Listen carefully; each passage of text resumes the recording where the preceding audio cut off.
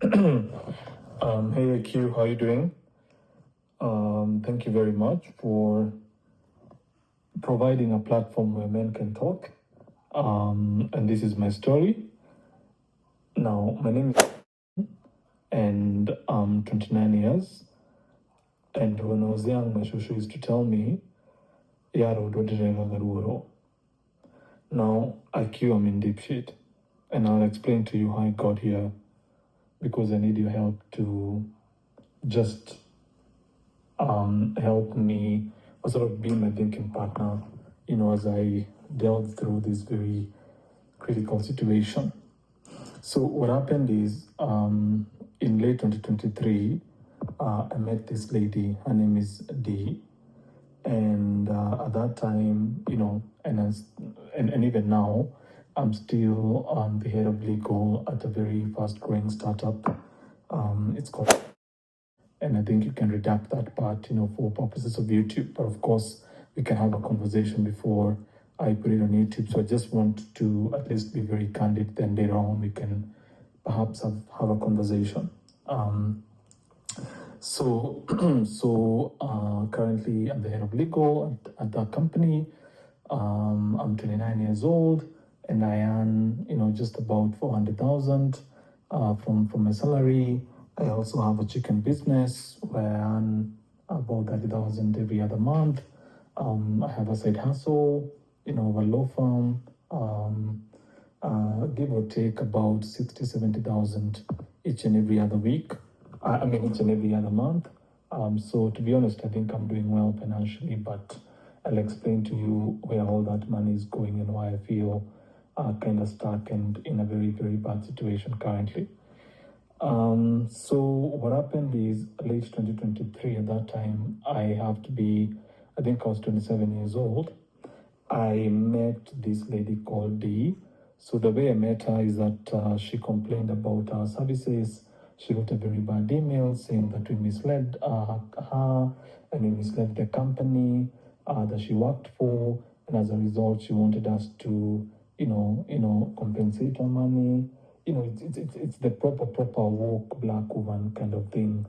So I just responded to her email. I cooled her down, and in my stupidity at that time, I thought that you can domesticate certain women, but now I know better.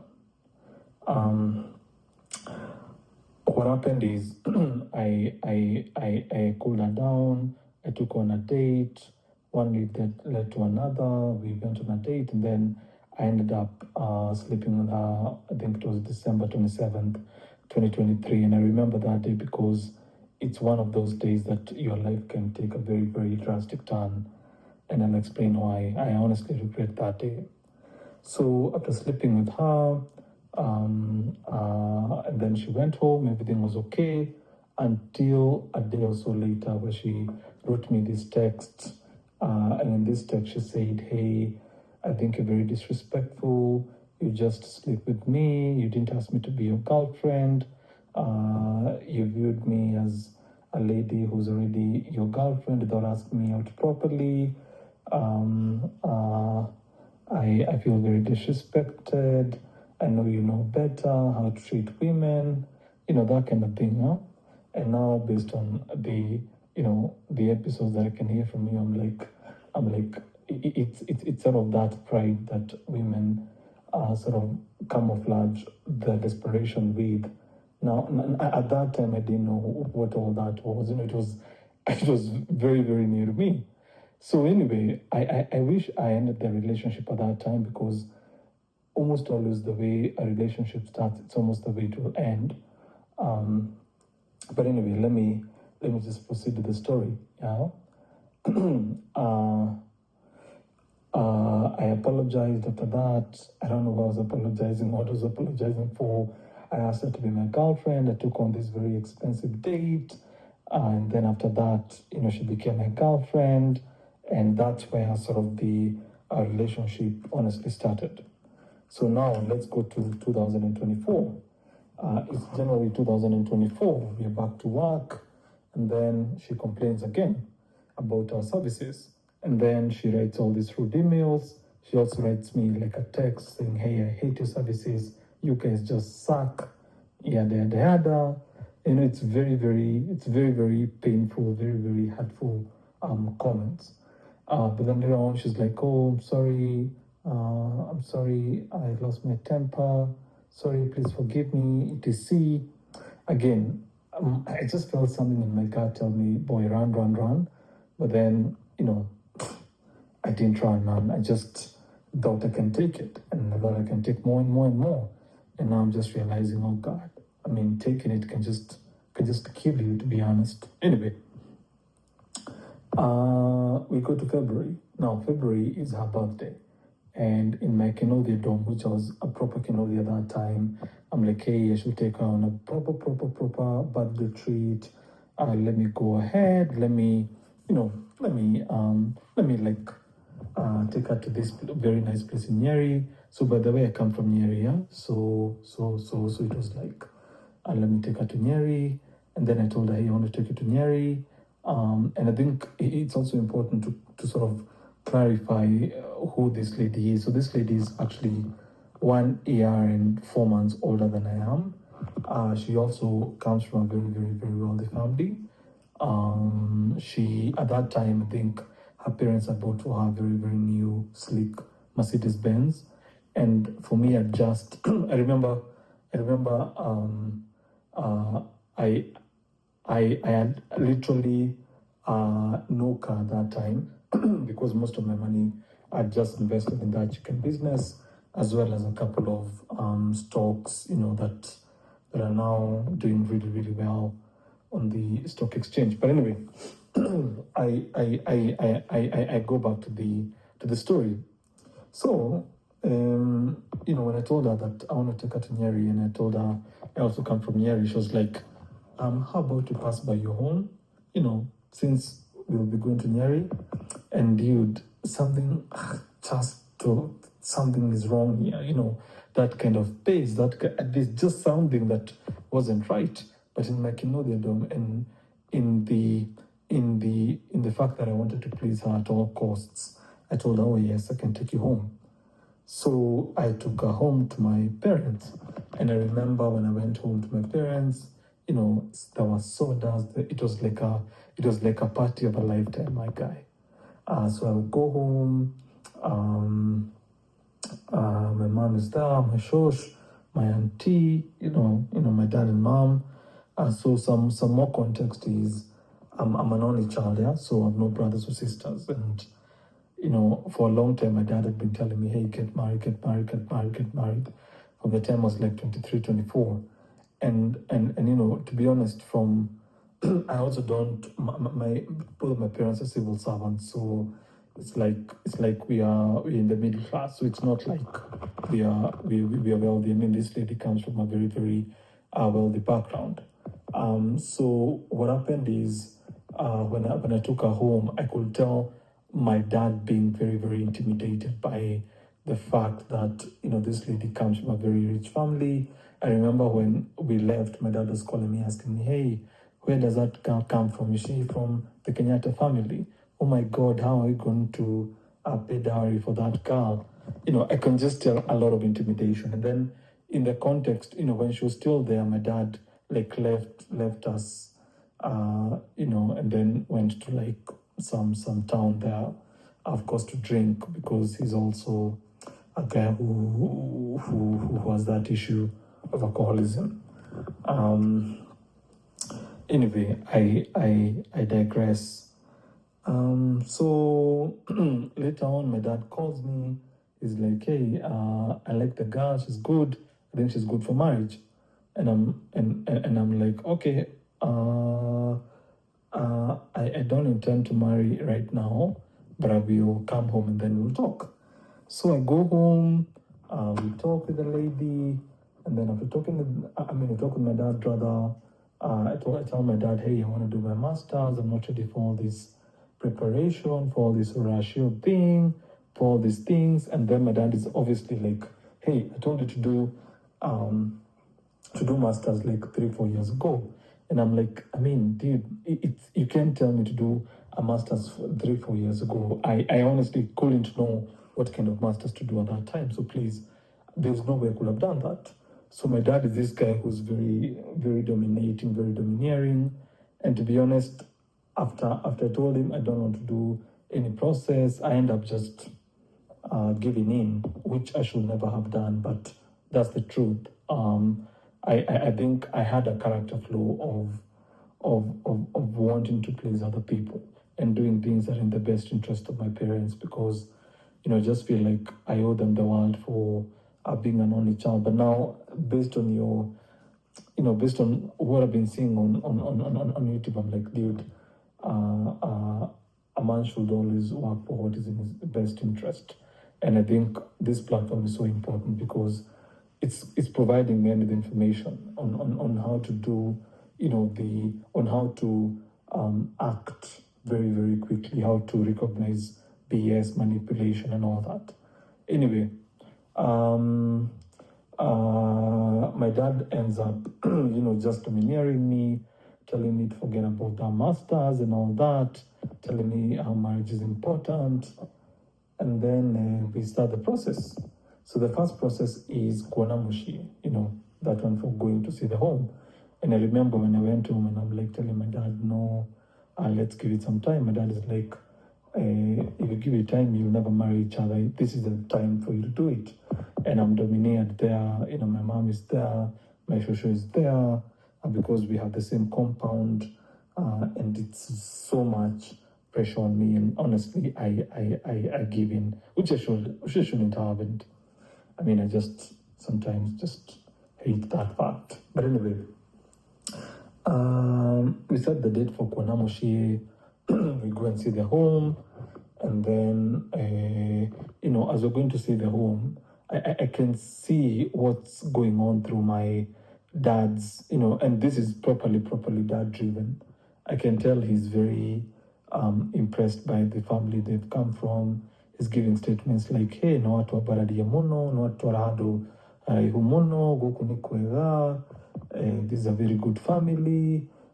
He's boasting to his friends, telling them, hey, look at where my son has brought me. He's taken me to many places. And I'm like, there's something missing here, that kind of seeing your dad intimidated, man, it's just something that it does to your confidence, to your psyche as well. Anyway, the kuona mushi ends, and then my dad is like, now we should do the rasho, I'm like, no, it's not time. My dad is like, no, this is the time, we should do it very, very early. So the time of kuona mushi, we are now in April. And then he wants to do the rasho in August. So what I do is I lie to him and I tell him we can't do it in August because the girl's father does not feel well, or the girl's father has an issue, which honestly was a lie as of that time. Yeah, just to extend or give me more time, right? But I'm just trying to find a way out of this labyrinth of pressure and all this that stuff. Anyway,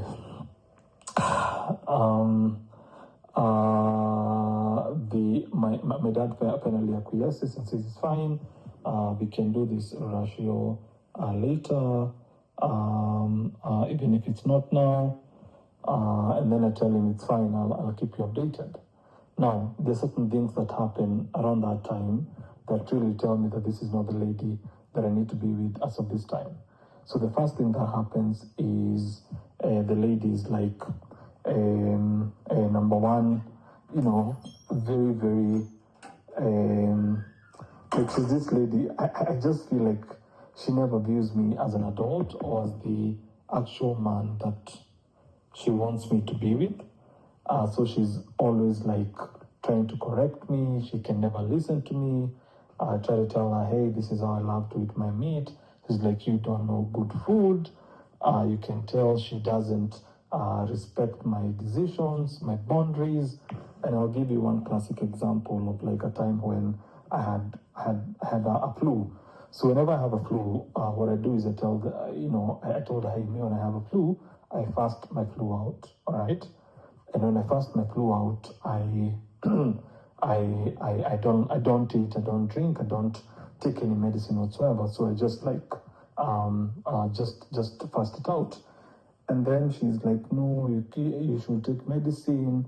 My dad told me you should take medicine. And she keeps making these references of like, what will my dad think? What will my dad think? What will my dad think? And I'm like, just what the hell is this woman? Anyway, what she does is she goes to my water, and then in my water she puts like medicine. So when I'm drinking my water in the bottle, I'm like, there's just some taste here that's very, very, like it's not normal to taste this medicine like this. And then later on she confesses and says, oh, I'm so sorry, but I had to put some medicine because umekuwa kichwa ngumu. And I'm like, nimekuwa kichwa ngumu when this is what I want to do and drink and all that. And of course, I tell my dad these things. Then the year progresses by. There are all these dramas, all these highs and downs. I'm trying to explain to my dad. He's not listening to me.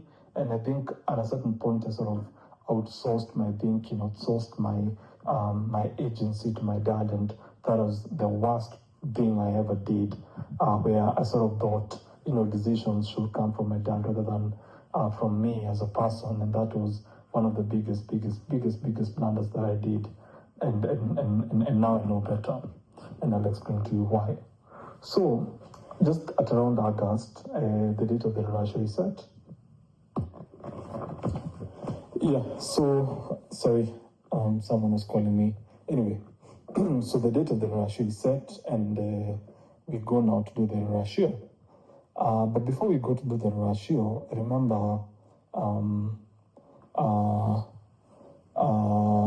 we go for things to be counted. And when we went for the things to be counted, I remember, of course, Wazir should talk.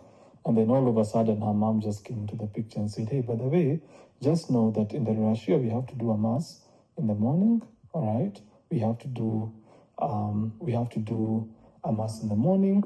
And after doing the mass in the morning, that means that you people have to come here at least by 8 o'clock so that we can finish the house stuff. And then when we go to have the celebration, we're going to do the celebration from A to Z without thinking twice or without having any other break. And of course, at that time, just to demonstrate to you just how much my dad is very intimidated. Yeah, how much is very, very intimidated. He's like, okay, that's fine. But then later on, my dad comes back and, he calls me one day when he's very drunk and tells me, hey, we can't go at 8 o'clock. Because what happens is he goes to tell my uncles and also our friends to come at 8 o'clock. And of course, everyone is like, there's no way we can come at 8 o'clock to any event. And of course, my dad is like, hey, then this woman has an issue, etc. Yet he had actually agreed during the counting of the ratio that we can come in at 8, and of course that leads to many issues. And of course, this lady D is calling me incessantly, telling me how disappointed she is where we can't come at 8. She expects total cooperation, total submission, like tunafaa tunyenyekee, tukuje anytime we're told. We should not have refused to come. I don't know, her dad is pissed, her mom is pissed, everyone is pissed, and they all want to come at 8 o'clock. And then, of course, because of those dramas, I remember there's a time when she went to India for her mother's, her mom had a back issue and she had to be operated on. So what happened is when her mom had to be operated on, she went to India with her for a month, all right? And when she went to India for a month, her mom was like, I remember one time we had an argument. And remember, she has this car that she's left with me to take care of or to be driving around. And she's like telling me, hey, don't drive that car to a certain place. If you drive that car to a certain place, I'll be very disappointed and I won't be happy with you. She would at one other time tell me, very few. There's a time when I was just busy and she called many times and she told me, hey, I think you're very ungrateful. Why didn't you pick in the call? Why didn't you call me the entire day? I know that you're angry because we had a confrontation. I've asked my brother to come for the car. You're very ungrateful and all that. You can just tell there's an underhand feeling of like disrespect and a lot of contempt on her end. Even before the rush or when now, it came to pass that will not come at 8 o'clock.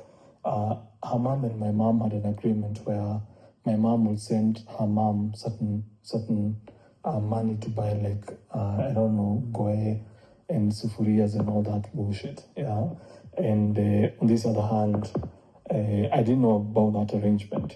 So one day, it was in the morning, she was like, hey, now your mom, you said you can't come at 8. Now your mom has called my mom and she's making her buy things. Kwani, how lazy are you? Those kind of underhand methods. And at that time, when she said that, I just told my dad, hey, I can't do this thing anymore. Please just cancel this thing from your end because I've also canceled from my end. And of course, I told this lady that I've ended the relationship. And of course, now my dad didn't talk to me. He now kept pressuring my mom to talk to me. Ultimately, I was spoken to and I acquiesced, albeit shingo pande. And I remember even before the rush, we just weren't talking with my dad at all because I was just feeling I need to move on. Anyway, the biggest problem, that I had with this lady specifically is abuses, things like disrespect, like I've demonstrated to you, things like lack of independence. Because, for instance, there's a time when I got an opportunity to go and work in Tanzania. Currently, I think Tanzania is growing very, very quickly. I don't think Kenya is going to make it as a country with these Gen Z, Dwanzi, demonstrations every other time. I actually think Tanzania is going to beat Kenya hands down in the 2020s and the 2030s because, with the AI rush and the fact that you need rare minerals, a lot of electricity generation, a lot of hard stuff, commodities. Any country that does commodities is going to do way better than a country that deals in services, my view. So, I had hustled a job at a big law firm in Tanzania because I was like, maybe I should go to Tanzania, learn their laws, get into the very high upper echelons of the society. And of course, when I do so, I'll be able maybe to make my way through to the very high ends of the society and, make some bank for myself and for my family. And of course, when I told the lady that, she was like, no, you can't go there. I told my dad about it. How can you go and you're just about to get married? That's very, very disrespectful of you. And then she cried and her dad called my dad and he was like, no, he can't go. They have to be together now. They have to live here together. And that's how honestly I missed that opportunity. The other issues like the loss of independence I'm talking about is like, I remember that time I wanted to buy like a certain piece of property here at where I stay in Gashie because I stay in an apartment where I pay 20,000, but I was able to find a certain property that sells just for about I think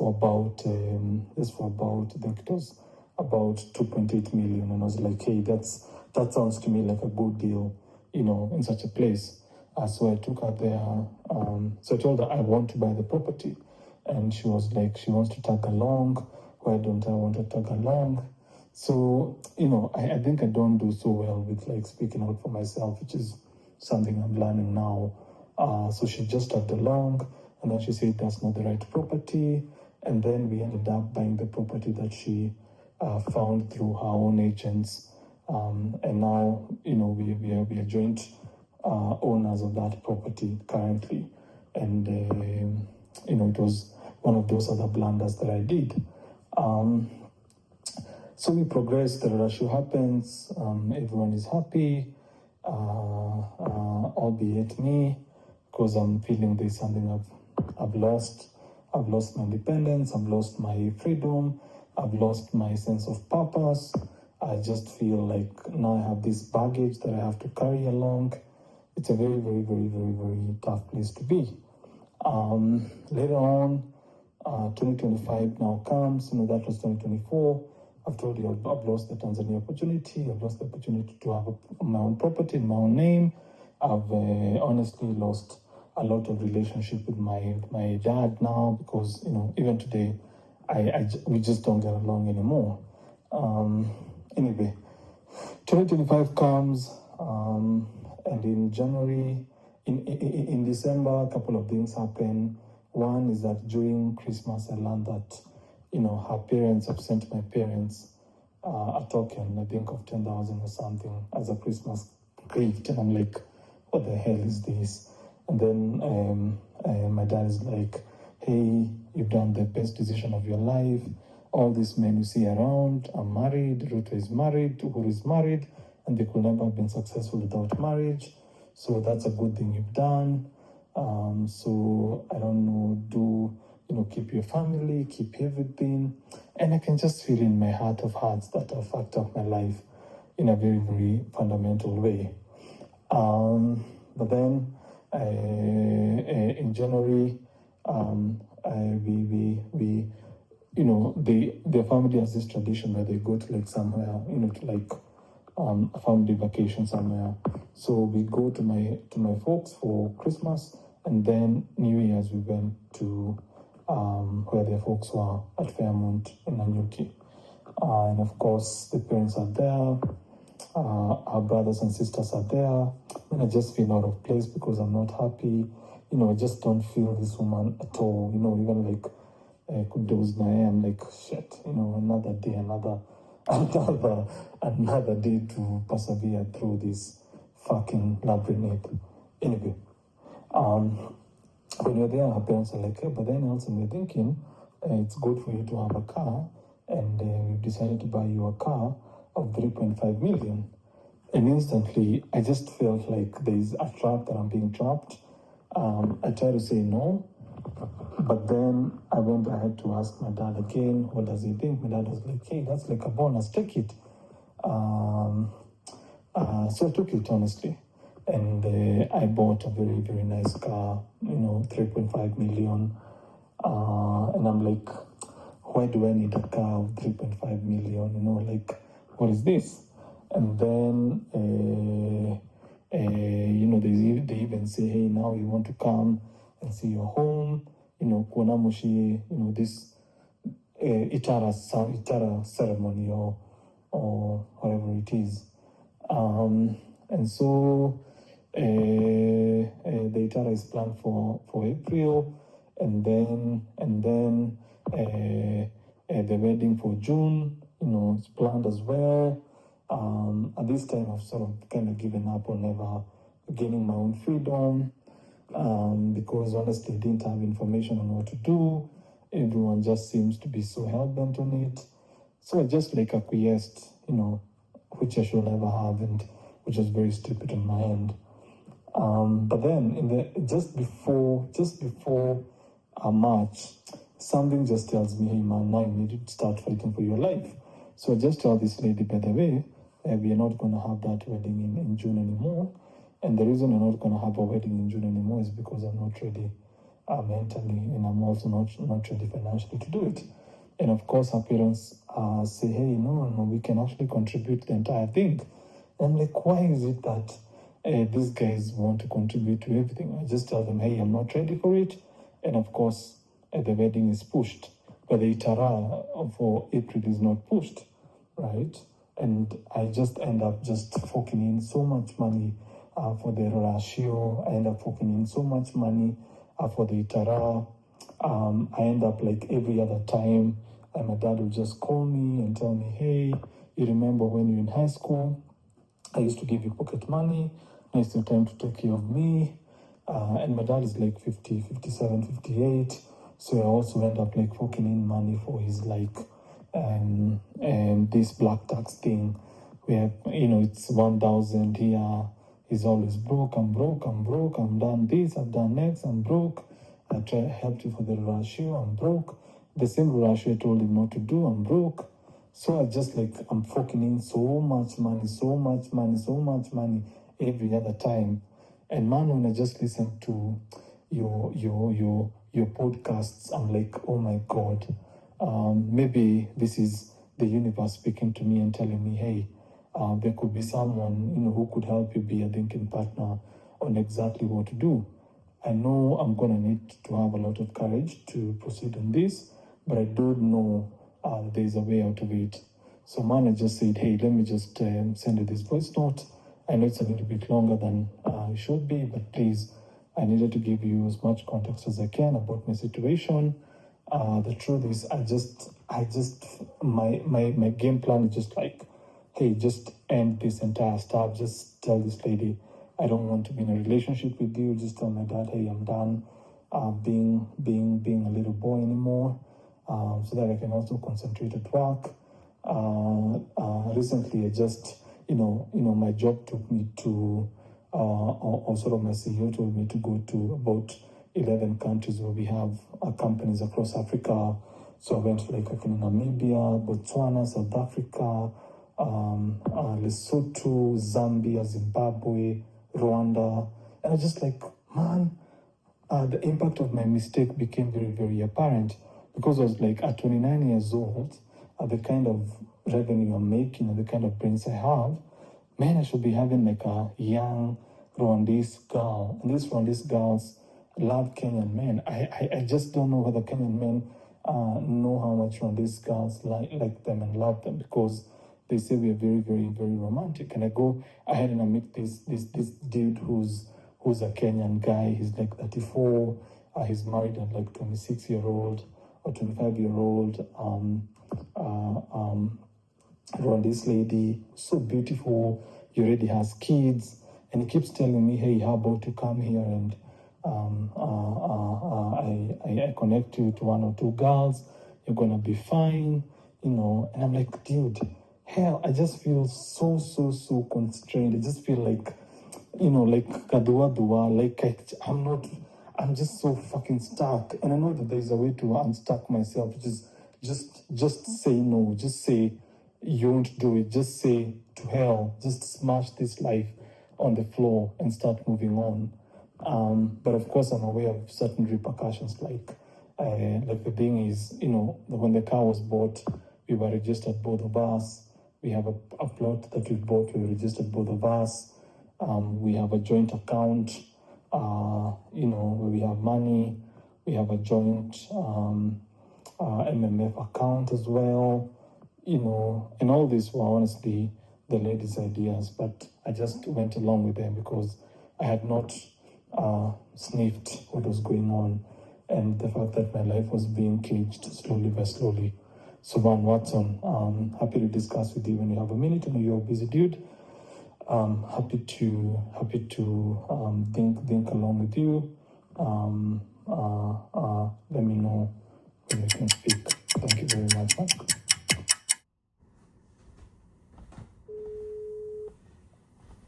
Hello, mister. Hi. How are you, man?